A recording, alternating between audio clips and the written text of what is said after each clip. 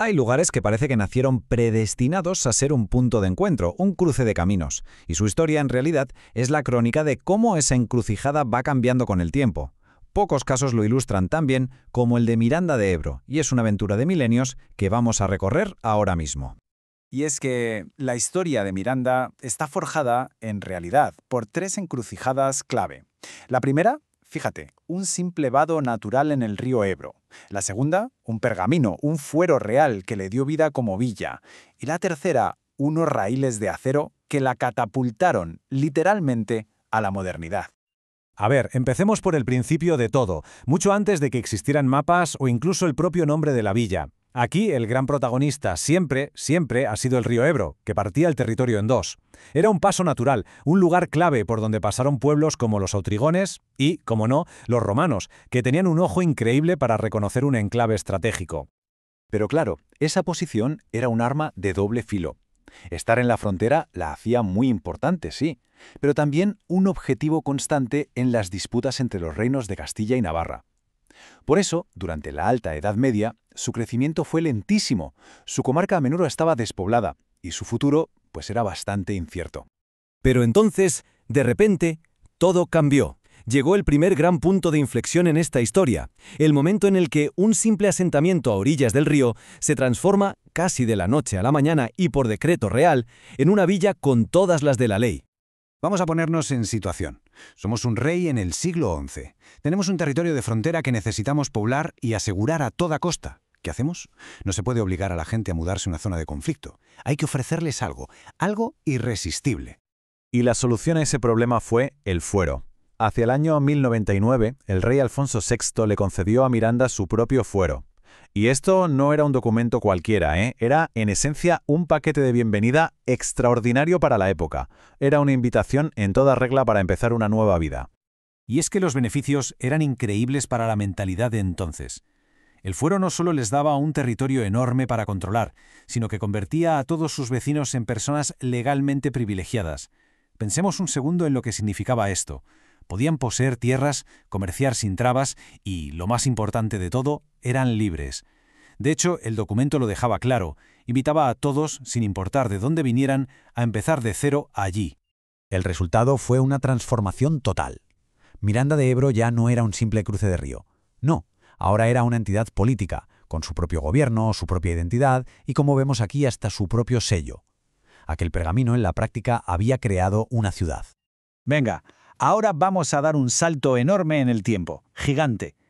Tuvieron que pasar más de 700 años para que una nueva encrucijada, esta vez de hierro y de vapor, volviera a cambiarlo todo de una forma tan radical como lo había hecho el fuero medieval. Y es que, tras el impulso inicial del fuero, Miranda vivió siglos de un desarrollo muy gradual, sin grandes sobresaltos. Fue un crecimiento lento, pero constante, hasta que llegó el ferrocarril. Y entonces todo se aceleró de una forma que nadie podía imaginar.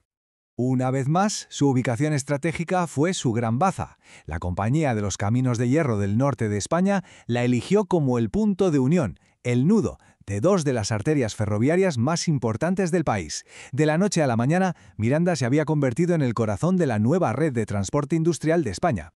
El impacto fue inmediato y brutal. Ojo, antes incluso de que los trenes empezaran a circular, solo con las obras de construcción la población se disparó. Entre 1848 y 1860, Miranda creció un 66%.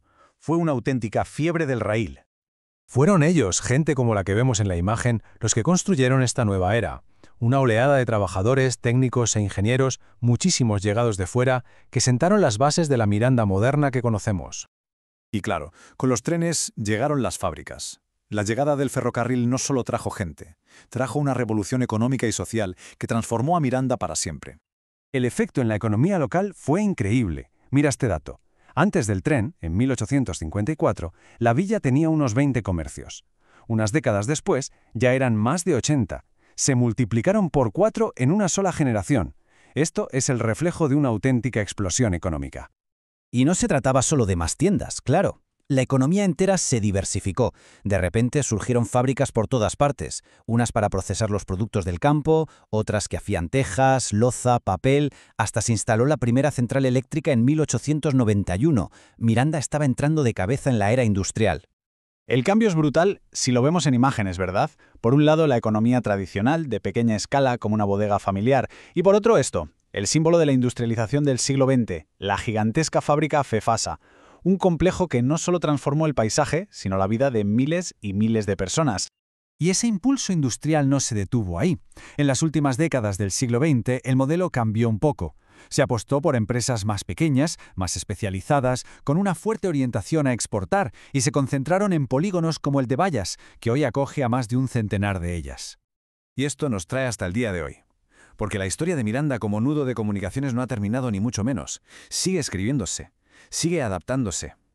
La encrucijada, una vez más, se está reinventando. Y lo que es fascinante es que el ADN de la ciudad sigue ahí, intacto. El gran proyecto de futuro es una enorme plataforma logística. ¿El objetivo? Pues aprovechar, una vez más, su increíble posición estratégica para impulsar la economía. Es, en definitiva, la misma idea de siempre, pero adaptada al siglo XXI. Es la encrucijada reimaginada. La historia de Miranda nos enseña que cada cierto tiempo una nueva encrucijada redefine su destino. Pasó con el río, pasó con el fuero, pasó con el ferrocarril y ahora con la logística. Así que la pregunta que queda en el aire es, ¿cuál será la siguiente? Porque si algo demuestra esta historia milenaria, es que para un lugar que ha nacido en una encrucijada, el camino nunca se acaba, siempre hay un nuevo horizonte al que mirar.